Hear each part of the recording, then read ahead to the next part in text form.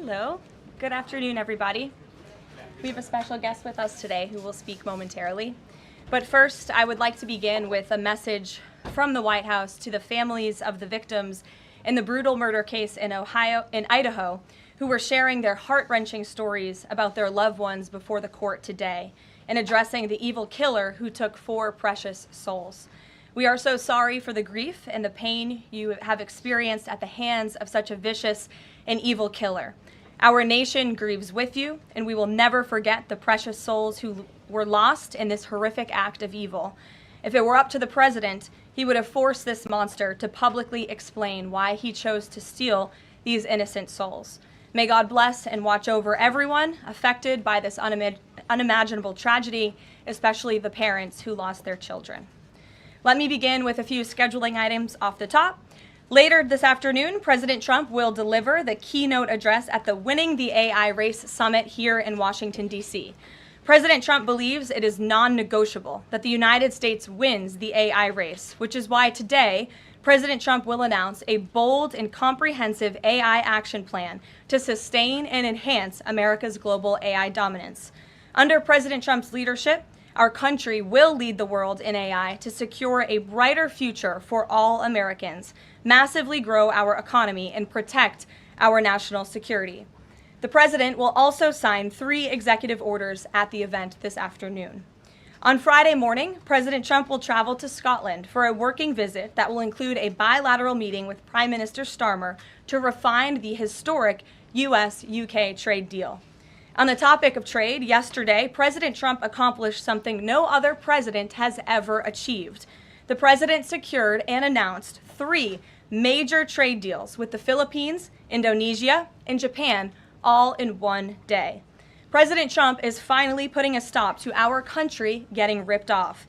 As a result of the president's successful negotiating tactics, many foreign markets are now being opened to American industries for the very first time, and harmful trade barriers are being broken down. Thanks to President Trump, these countries around the world are agreeing to open their markets to American-made products and goods for the first time, which will lead to a boom in sales and profits for American businesses right here at home. As President Trump said, he will only lower tariff rates if a country agrees to open their market to American-made products. If not, they will continue to face tariffs and pay a steep price to do business in the United States of America, which remains the best market on the face of the planet. Also this week, the president officially marked 6 months here at the White House. He made big promises to the American people on the campaign trail last year, and he has unquestionably delivered on those promises in record time. The president has defeated the Biden inflation crisis to make America affordable again. Core inflation is currently at its lowest level in 4 years, and prices for everyday goods are falling. The president's pro-growth policies have fueled massive job growth across our country. Since the president has taken office, our economy has added nearly 700,000 new jobs, with native-born American workers accounting for all job gains. The president has put the economic needs of families and of workers first. He signed the largest tax cuts for the middle class in American history, including no tax on tips, overtime, and Social Security. We have also seen the president unquestionably deliver on his promise to secure our southern border.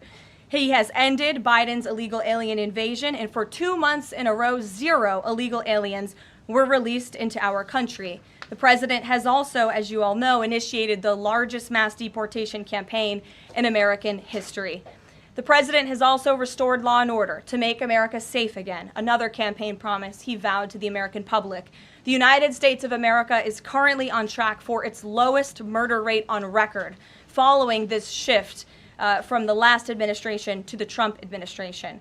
The president has also ended Joe Biden's reckless war on American energy. U.S. oil and natural gas production are now surging, and summer gas prices reached their lowest level since 2021.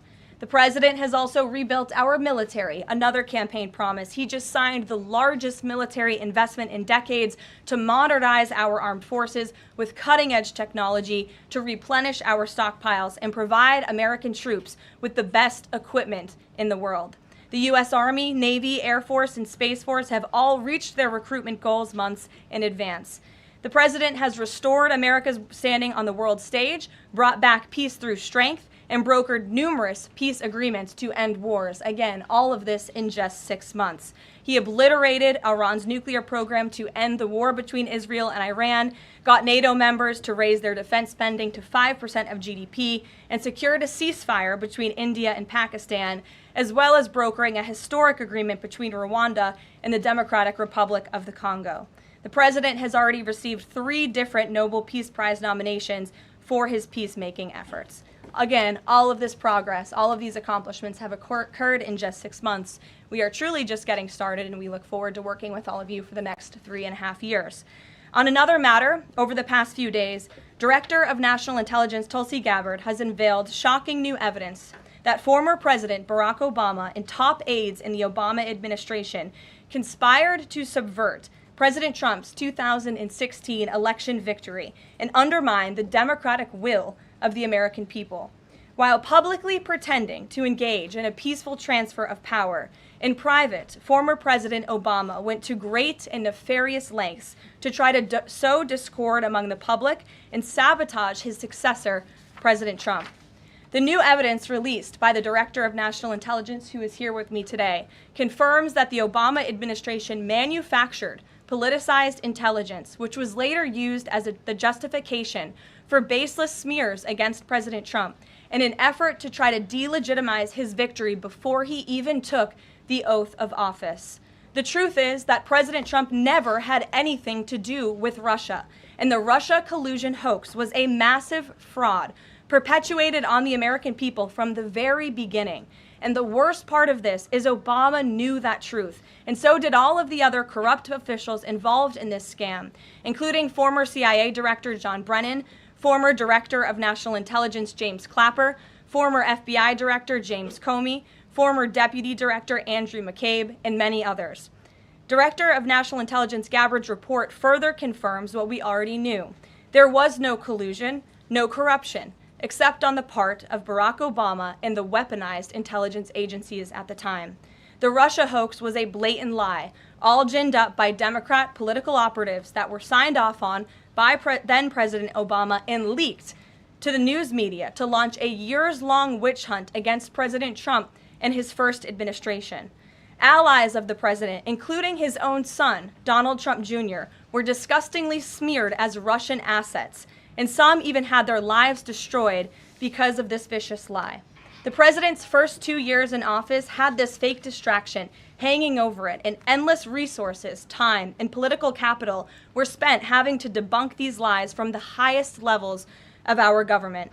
Now, nearly 10 years later, thanks to the declassification of documents by Director Gabbard, the truth has finally come to light. And this truth vindicates President Trump, his family, and his many allies and associates who were smeared with defamatory lies. President Trump was right from the beginning about all of this, and we are grateful that justice can be served. Now, we have even more damning evidence implicating those who tried to sabotage a duly elected president and did grave material harm to our republic.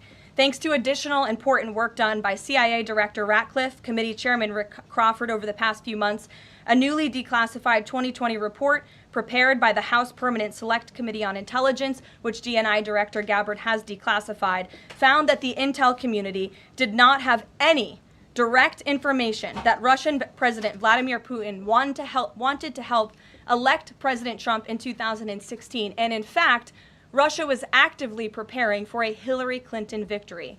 But at the unusual direction of Barack Obama at the time, the intel community published implausible intelligence suggesting otherwise. Why? To sabotage the incoming president.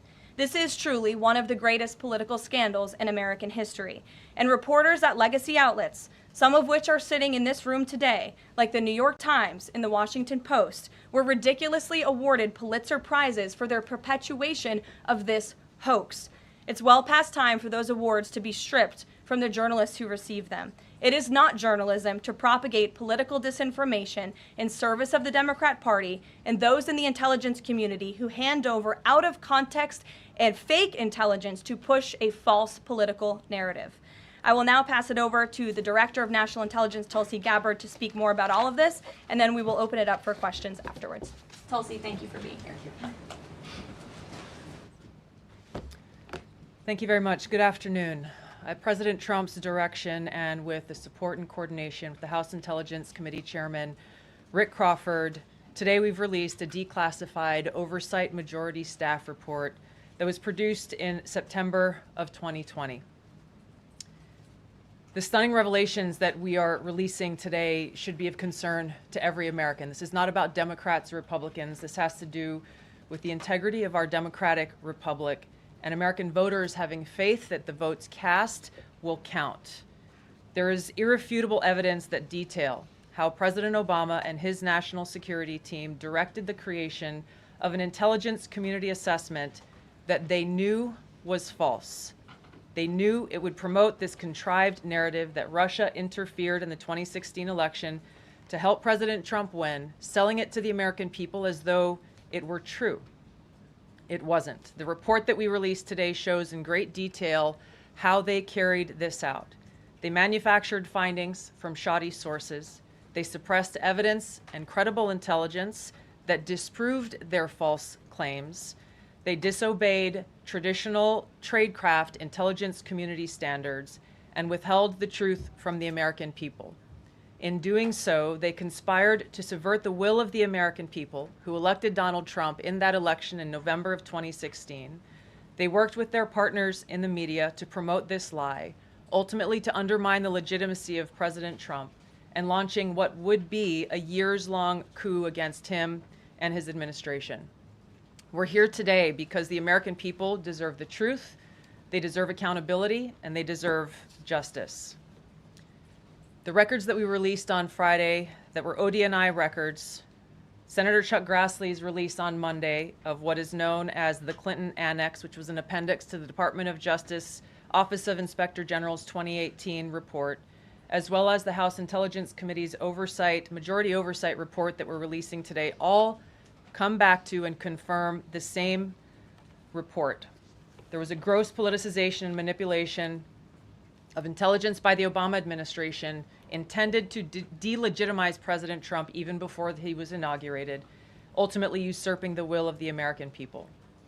I'm going to go over the key findings from the House Intelligence report, which investigated the claims that were made by an intelligence community assessment ordered by President Obama and published in January of 2017.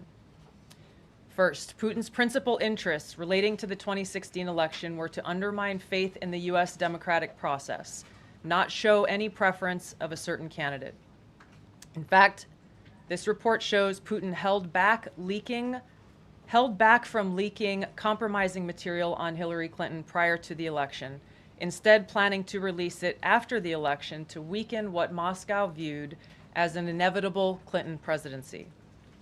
In the January 2017 intelligence community assessment that President Obama ordered, John Brennan, who was CIA director at the time, and the intelligence community intentionally suppressed intelligence that showed Putin was saving the most damaging material that he had in his possession about Hillary Clinton until after her potential and likely victory.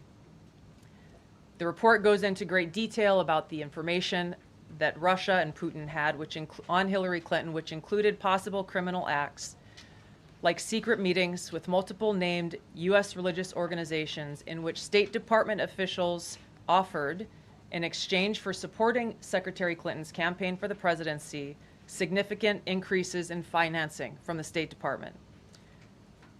They also had documents that showed the patronage of the State Department to State Department employees who would go and support Hillary Clinton's presidential campaign.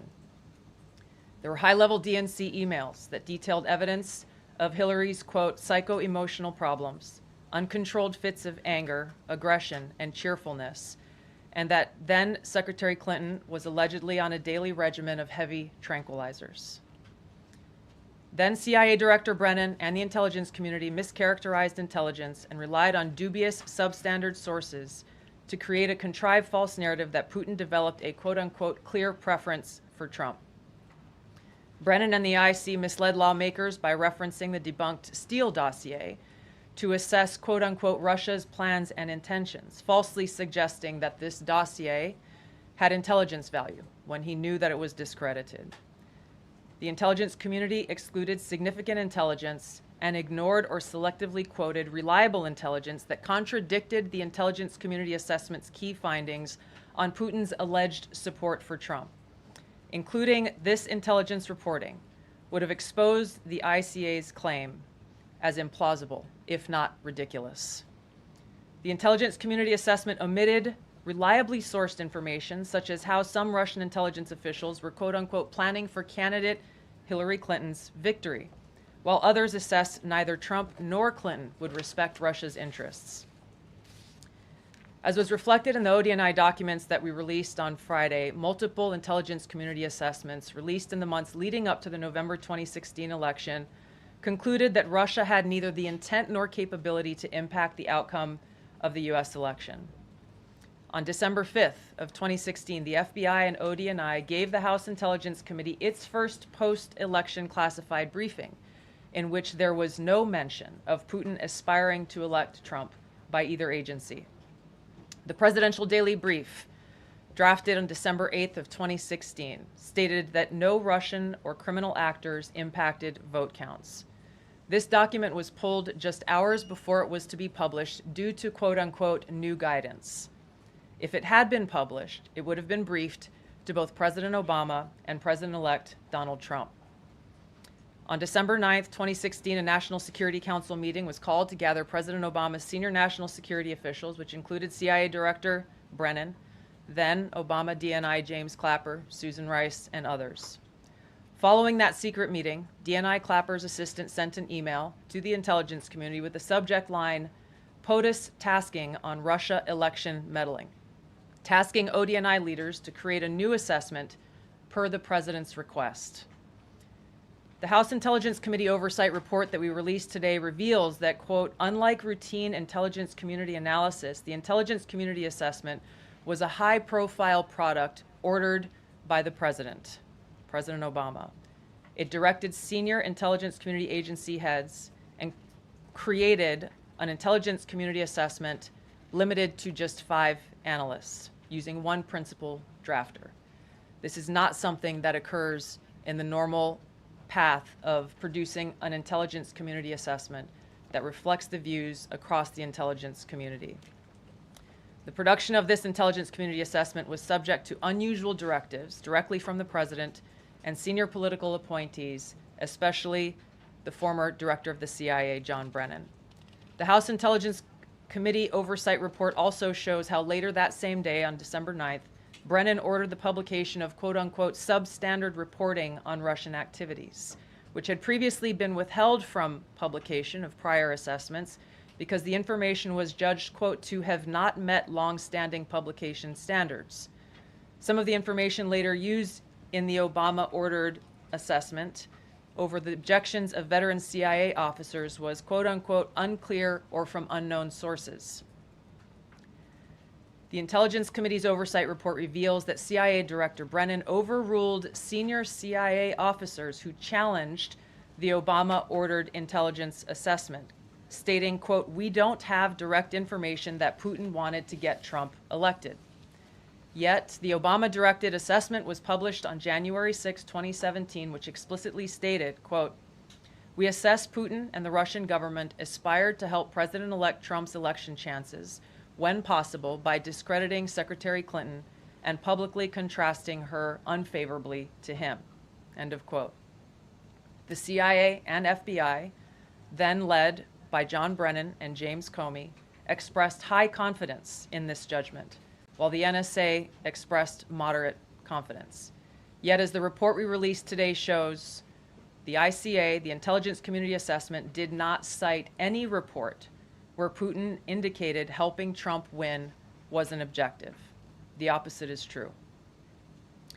With regards to the Steele dossier, we now know that one of the source documents that the Obama administration used in the creation of this intelligence assessment in January of 2017 was none other than the discredited, unverified Steele dossier. The House Intel report states, quote, contradicting public claims by then CIA Director Brennan that the dossier was not in any way incorporated into this intelligence assessment.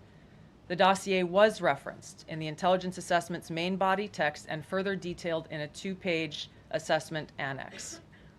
John Brennan lied And he denied using this dossier in this intelligence assessment that President Obama ordered because he knew it was discredited. It was a politically motivated, manufactured document. He directed senior CIA officials to use it anyway. CIA officer told the House Intelligence Committee staff as they investigated this, quote, "The director of the CIA, John Brennan, refused to remove it, and when confronted with the dossier's many flaws, responded, quote, 'Yes, but doesn't it ring true?'" Even the bipartisan Senate Select Committee on Intelligence report published in 2020 criticized the FBI's handling of the Steele dossier, noting its completely unverified nature and purposeful sidestepping of intelligence community procedures in its use. Now, President Obama, Hillary Clinton, John Brennan, James Clapper, James Comey, and others, including their mouthpieces in the media, knowingly lied as they repeated the contrived narrative that was created in this January 2017 intelligence community assessment with high confidence as though it were fact.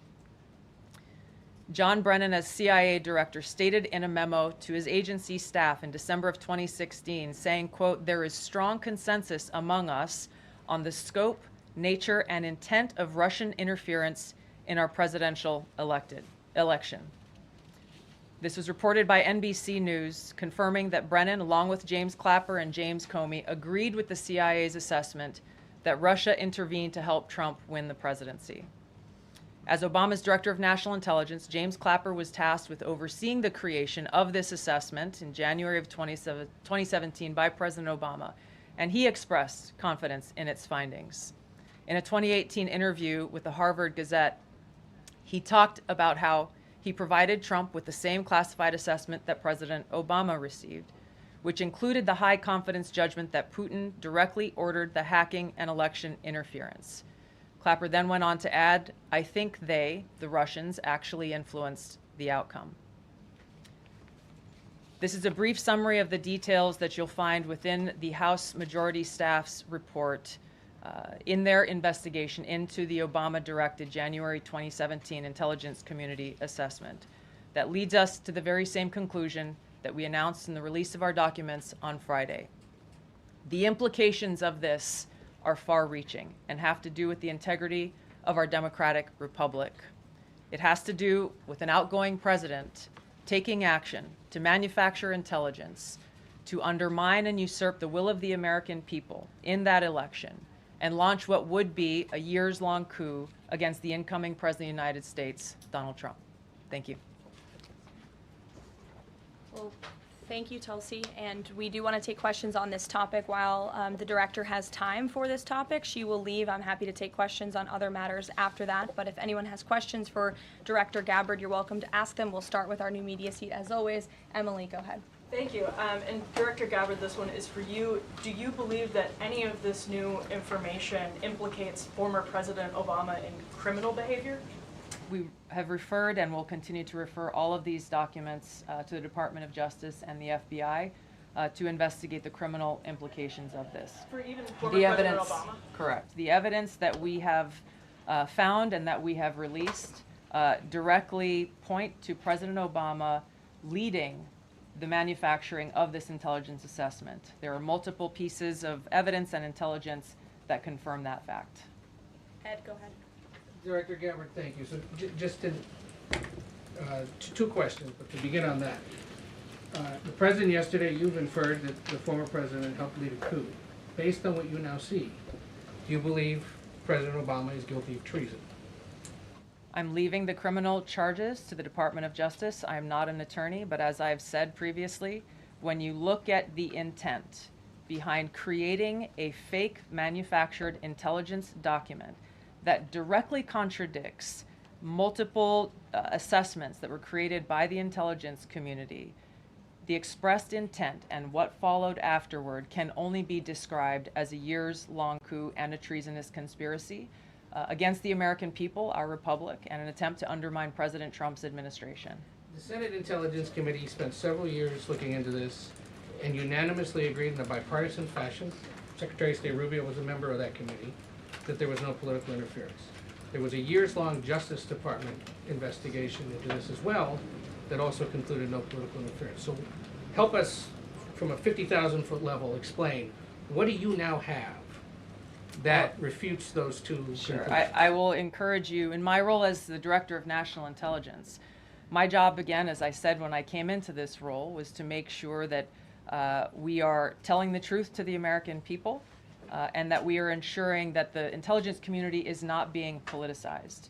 So I'm not asking you to take my word for it. I'm asking you in the media to conduct honest journalism and the American people to see for yourself in the documents that we've released now, close to 200 pages, that point in multiple references, multiple examples, to include comments that have been made by senior intelligence professionals, who are some still working within these agencies today, that confirm the conclusions that we have drawn, that President Obama directed an intelligence community assessment to be created to further this contrived false narrative that ultimately led to a years-long coup to try to undermine President Trump's presidency. And it's your belief John, that go those ahead. two previous investigations missed that or covered it up? I'm telling you to look at the evidence. Look at the evidence, and you will know the truth. John. Thanks, Caroline. Thanks, Director Gabbard. You declassified these documents, if I'm not mistaken, Friday of last week, correct? We released them on Friday of last week, the first tranche, yes. This isn't the first time that President Trump has been president of the United States. He was president from 2017 to 2021. Couldn't the prior DNI under President Trump have declassified these documents? And why didn't that DNI do that at that time? I can't speak to what happened there. There were several DNIs under the first Trump administration. President Trump faced many challenges from those who were working in the government who sought to undermine his presidency. That's been clearly detailed. What I can speak to is the fact that this was one of the first things that we started to investigate here within this Trump administration and have released the results upon the conclusion of our investigation. And then my second question has to do with what intelligence agencies around the world have said about Russia, that they have tried to influence elections in the United States, in France, in Germany, in the UK. Do you disagree with that? Do you believe that Russia is a bad actor as it relates to trying to influence elections? I'll point back to the intelligence that President Trump has ordered declassified, that we have declassified and released, that the intelligence reflects Russia's motives were to try to sow discord and chaos within the U.S. election, which is a clear distinction from showing a preference for or against a specific candidate, which is what the Obama manufactured intelligence document alleges, that Russia preferred Donald Trump and tried to help Donald Trump get elected. Again, going back to the most important point here, with the intent to undermine the legitimacy of President Trump's election and therefore subvert the will of the American people who chose to send him to the White House. Reagan. Thanks, Caroline. Director Gabbard, Reagan Reese with the Daily Caller. You laid out that the documents revealed that the Obama administration did not publish a December 2016 presidential daily briefing that demonstrated that Russia did not steal the election. Trump was receiving these briefings at the time because he was president-elect. Are you of the view that that information was kept out of the briefing because then President-elect Donald Trump would have seen it? I don't have any documents that speak to exactly what the new guidance was that was given as the reason for pulling that document, which, by the way, still has never been published until we released it last week, Friday. One could assume that they didn't want President Trump to see a document that came from the intelligence community that would contradict the Russia hoax narrative that began through the Hillary Clinton campaign with the Steele dossier. One more. Maybe either for you or Caroline. The president said yesterday that Obama committed treason. Do you or the White House believe that the Supreme Court's immunity decision protects Obama from prosecution? Look, I can speak to the president's feelings on this matter. He spoke to all of you yesterday in the Oval Office, but I also spoke to him about this morning. And he wants to see all those who perpetuated this fraud against our country, who betrayed our country and the Constitution, to be thoroughly investigated and held accountable.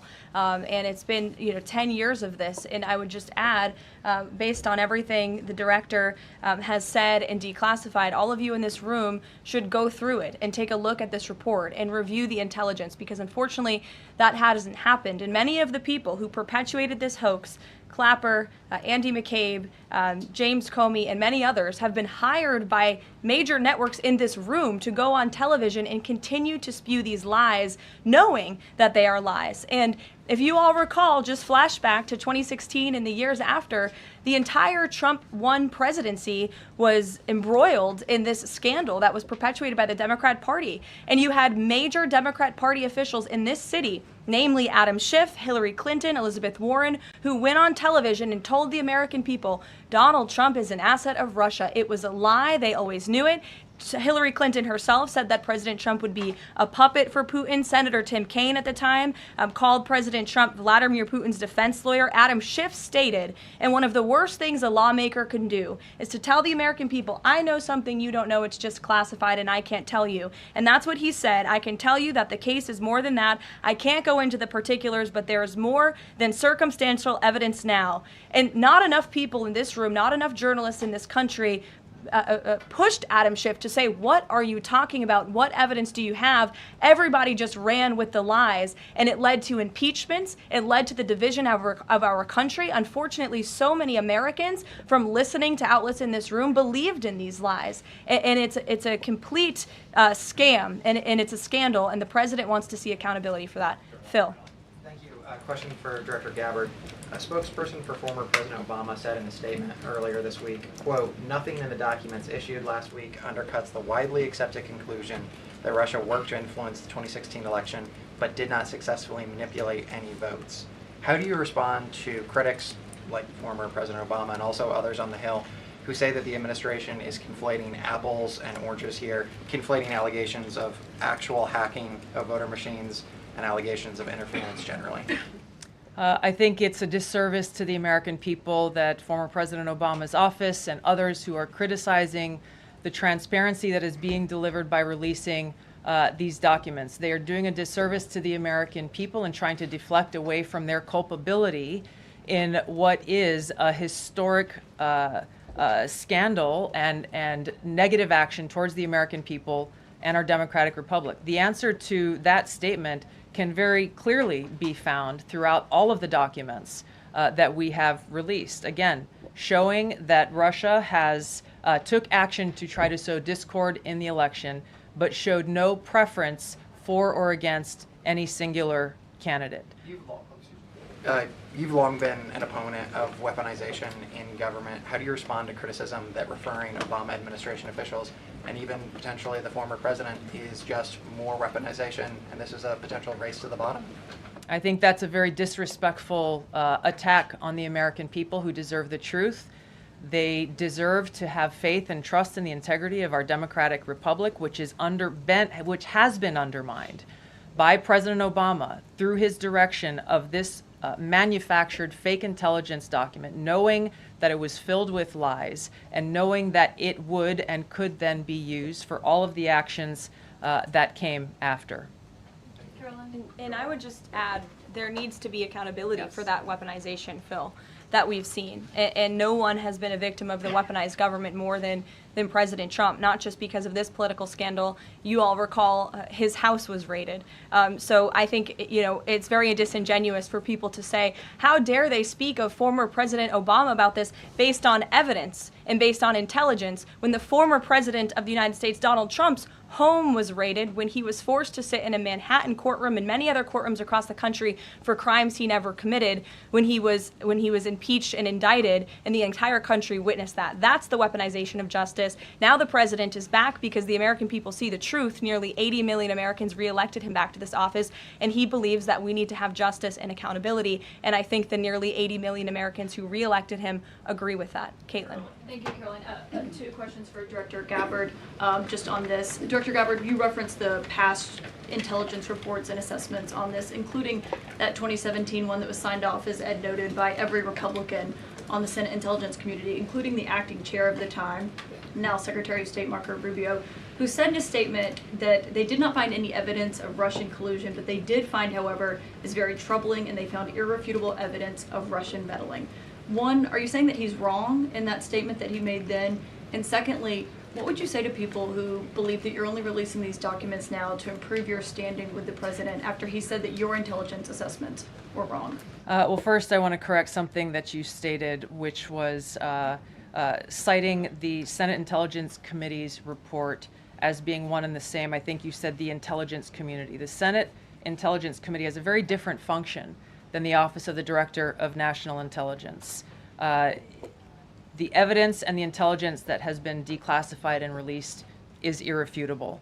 I'm going to let Karoline speak to Secretary Rubio. I'll speak to both questions. First, on Secretary Rubio, he put out a statement in 2020 following that Senate Intelligence Committee report, and he said what they found is troubling. We found irrefutable evidence of Russian meddling, which the Director of National Intelligence just confirmed for all of you, that Russia was trying to sow distrust and chaos. But what's the outrage in this that Secretary Rubio did not say at the time, the Democrats were saying at the time, is the fact that the intelligence community was concocting this narrative that the president colluded with the Russians, that the president's son was holding secret meetings with the Russians, all of these lies that were never true. And he also said at that time, we discovered deeply troubling actions taken by the FBI under Comey, particularly their acceptance and willingness to rely on the Steele dossier without verifying its methodology or sourcing. The Steele dossier that many outlets in this room ran as the gospel truth, and it was cooked up and paid for by the Clinton campaign.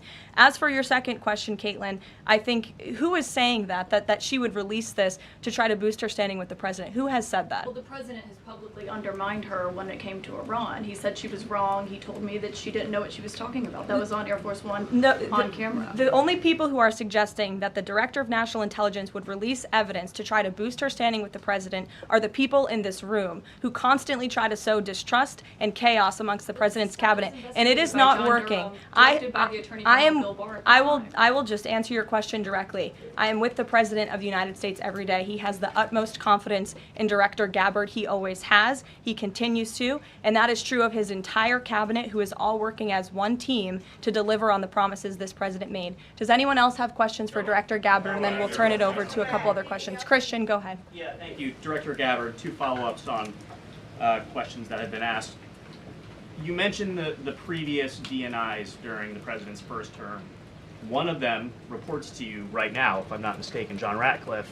So have you not spoken to him about why this information was not declassified during the first term? He was in that position for a very short period of time. The work that began back then, we have picked up and absolutely completed. We are continuing to investigate this. Additional whistleblowers are now coming forward because they see an opportunity for the truth to come to light. And as Karoline said, for real accountability to be brought forward. The accountability is the essential part of this. We can show the truth, reveal the truth. The accountability needs to occur to be able to start to restore that trust in the integrity of our democracy. And then just quickly, I know you said you would leave the charging to DOJ, but the statute of limitations on conspiracy is 5 years. So what else could they possibly pursue besides treason? I think that's a great question for Attorney General Pam Bondi. We're providing all of the evidence, all of the intelligence that we have, both redacted and unredacted versions, referring it to the Department of Justice and the FBI. We'll take one more. Charlie, go ahead. How credible was the information about Hillary Clinton's powerful the report said that it was from sourced from the DNC. Have you seen that information, or do you think that maybe Russia was overemphasizing what they had? All I have seen is what the Intelligence Committee have reported through their investigation. I think the underlying point there is that we understand from intelligence what Russia said that they had. And the important point here is that if they were trying to influence the election, as President Obama and James Clapper and John Brennan, everybody said they were doing in order to support Donald Trump's election, they would have released the most damning of that information, some of which I detailed here. You'll find the rest in the report, prior to the election to help Donald Trump win. They specifically withheld what they had on her, the most damning information, because they thought that she would win the election. They had plans to release it just prior to her inauguration to, again, sow discord and chaos in America. And if I may, On Jeffrey Epstein, can you rule out that he was connected in some way to any kind of intelligence, either foreign or domestic? I haven't seen any evidence or information that reflects that. If anything comes before me that changes that in any way, support the president's statement loud and clear. If any credible evidence comes forward, he wants the American people to see it. Great. Director Gabbard, we thank you for Thank your you. time today. I know you're a busy woman, Thank so you. we'll let you get out of here, but thank you so much. Okay. I know there's many issues going on today across the world and here at home. If you have any other further questions, I'm happy to take them. Ed, why don't you go ahead? Yeah, thank you, Caroline. So the Japan trade deal, is that Japan trade deal the start of this number of trade deals that the Treasury Secretary says we're going to see by August 1st? I think it is. I mean, as you said, we had Japan yesterday. We also had Indonesia, and we had the Philippines as well. The president announcing all three. He came in as the closer in all three of those. I've said many times from this podium that the president's trade team has been in active talks and discussions with many countries around the world, and you've all been anxiously awaiting what those countries were. Now you know three of them, and there's many, many more to go. We have now sent 25 letters to countries around the world. But just to reiterate this Japan deal, for those at home who may have missed it, Japan will now pay a 15% tariff versus the reciprocal rate of 24% that they initially had. Auto and auto parts tariffs have been reduced to 15%, but the centerpiece of this deal now is the president got Japan to commit to $550 billion in investments to revitalize American industries. And these funds will be spent at President Trump's discretion and direction into key industries such as energy, semiconductors, critical minerals, pharmaceuticals, and shipbuilding. And the U.S. will retain 90% of the profits from any investments made by this $550 billion fund. This was originally a $400 billion investment that President Trump then negotiated to an increase of $150 billion, making it a $550 billion deal for the American people. And I just want to emphasize, Ed, I see you have a follow-up, but it's very important. Japan has agreed to open their markets to many very key sectors in American-made products that have really faced very strict tariff and non-tariff barriers prior. So thanks to the president, Japan's markets will now be open to American-made products and goods. This is big news for our tech companies and our farmers as well. On Monday, the Treasury Secretary is going to Stockholm to talk to the Chinese delegation. What does the president hope to get out of that meeting? Are there deliverables? I won't speak to any deliverables or set expectations. I'll let the Secretary of Treasury do that. But I did speak to him yesterday about his upcoming trip, and he looks forward to continuing discussions with his Chinese counterparts. The president has ensured that we have a good continuing working relationship with China that benefits the United States. And so the Secretary of Treasury will be obviously discussing those key matters, but I'll let him set the expectations. One more, if I may. Sure. Given what the DNI just said and laid out, does President Trump believe that President Obama should go to jail for something? Look, the president believes that this matter needs to be thoroughly investigated, and anyone convicted of crimes should be held accountable in this country. Go ahead. Special Envoy Wickoff is headed overseas again. Good to see you, Olivia. I haven't seen you since the campaign trail. Yeah, it's good to see you. He's headed back overseas. Can you give us a sense of what the marching orders are to some of the people he'll be meeting with, and specifically as it relates to Gaza and ongoing talks there? Yes, Special Envoy Wickoff is headed to Europe, where he will meet with key leaders from the Middle East to discuss the ongoing ceasefire proposal to end this conflict in Gaza and to release the hostages. These are very sensitive negotiations that are currently taking place. I spoke to Special Envoy Wickoff last night about them. I will let him speak further on the matter, but the President and Special Envoy Wickoff has made the administration's goals clear. We want this ceasefire to happen as soon as possible, and we want these hostages to be released. Go ahead. Caroline, a Florida federal judge has refused to allow the Epstein grand jury materials to be released. Does the president want the administration or Department of Justice to appeal that ruling? That was just breaking as the director and I were coming out here, so I haven't had a chance to talk to the president about it. I understand there are 2 other requests from the Department of Justice that are ongoing, but I'll let this president speak to whether he wants to see an appeal, and the Department of Justice, I'm sure, can give you a statement on that as well. And is he supportive of the effort to talk to Ghislaine Maxwell? I know that Todd Blanchard mentioned that earlier this week. The president spoke to this yesterday, and he said he thinks it's an appropriate idea. Kelly. What is the accountability that that you would like to see if this current president is the one who brought the case to the Supreme Court and Chief Justice Roberts made clear in his opinion that a sitting president's responsibilities in office cannot lead to prosecution, immunity. So what is it the President Trump wants regarding President Obama, given that fact? And the special counsel at the time, Durham, when that Supreme Court matter was not in effect, could have charged anyone and did not. So on those 2 points, how do you respond? Look, the president has made it clear that he wanted these documents to be declassified. He wanted the American people to see the truth, and now he wants those who perpetuated these lies and this scandal to be held accountable. As for what accountability looks like, as the director said, it's in the Department of Justice's hands, and we trust them to move this ball forward. Well, you would agree Stephanie. President Obama cannot be charged based on that immunity. Again, I'll leave that to the Department of Justice. Stephanie. In light of the Japan deal, are sectoral tariffs now up for negotiation with trading partners? And in a similar note, are these negotiators asking for investment funds, sort of like what Japan had agreed to? As for sectoral tariffs, I understand that the president continues to be in talks with our Secretary of Commerce. We have made commitments on various sectoral tariffs, as you know.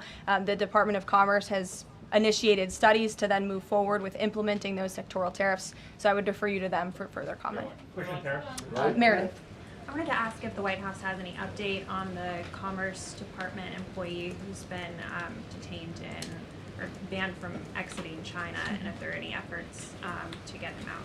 I can assure you and the American people that the administration is actively monitoring the situation and engaged, but typically we don't comment on individual cases like this as we are sorting them out.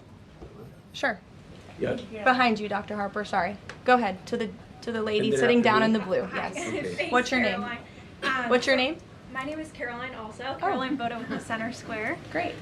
So Republicans in the Senate today said that they are pulling back on legislation to impose sanctions on Russia after the president said he wants to act unilaterally. Can you elaborate on what the president intends to do? Look, the president has been in very close communication with his friends in the Senate, particularly Senator Lindsey Graham, on this issue. But the president has always maintained, he's the commander-in-chief and the president for a reason, and he has been deeply involved in this conflict since the beginning. And so any decisions that are made with respect to sanctions, the president wants to reserve that authority and that right to himself. Jasmine. Thanks, Caroline. 2 questions for you. The first on AI. Does President Trump support federal agencies contracting with Elon Musk's AI company? I don't think so, no. Okay, so he would want the DOJ to then cancel the contract with Musk. I'll talk to him about it, yes. And my second question, just, obviously the developments with the Epstein case with the judge, but I wonder, has the White House counsel, the DOJ explored any other documents that could be released to the public that don't have to do with that grand jury testimony? To my knowledge, the Department of Justice has moved forward with the request to unseal that grand jury testimony, and as you know, they have also moved forward with interviewing Ms. Maxwell, which I believe will be taking place very soon. Go ahead. Sure. Thanks, Caroline. I have a question about Paul Ingracia, the OSC nominee who faces a Senate committee hearing tomorrow. Tom Tillis said that he wouldn't vote for Ingracia if a vote came to the Senate floor. 24 worker advocacy groups have said that they don't support his nomination. What is the White House planning to do to sort of turn the tide or convince legislators that they should vote for him? The White House is always in communication with members of both the Senate and the House, and we stand by the president's nominees. Sure. In connection with the Mueller investigation, a grand jury indicted 13 Russians. President Putin has said he will never extradite those men. Given the new information that Ms. Gabbard has found, what's the administration's position on that case? Should those charges be dropped? I don't have an update for you on that case, but I'll check in with the National Security Council and our team will get you something. Sure. Thank you so much. So Fannie Willis and Jack Smith separately, they both charged President Trump with conspiracy to defraud the United States and a conspiracy to overturn the 2020 election. And now it turns out we're confirming that Obama and his cronies were doing that the whole time in 2016 on a massive scale, falsifying documents and having their intel agencies do this. What does this What does this say about the 2020 election? And also, yeah, what's your thoughts on the irony here? There is a lot of irony, especially for the party of the Democrat Party, who claims to be for democracy. We often heard throughout the 2024 campaign they were calling this president a threat to democracy. And now I think the declassification of all of these documents proves that they were indeed the true threat to democracy. And as I said repeatedly today, there needs to be justice and accountability for that. You all will hear directly from the president later this afternoon at the AI Summit here in Washington, D.C., scheduled to speak later in a few hours. So we will see you all there. Thank you very much.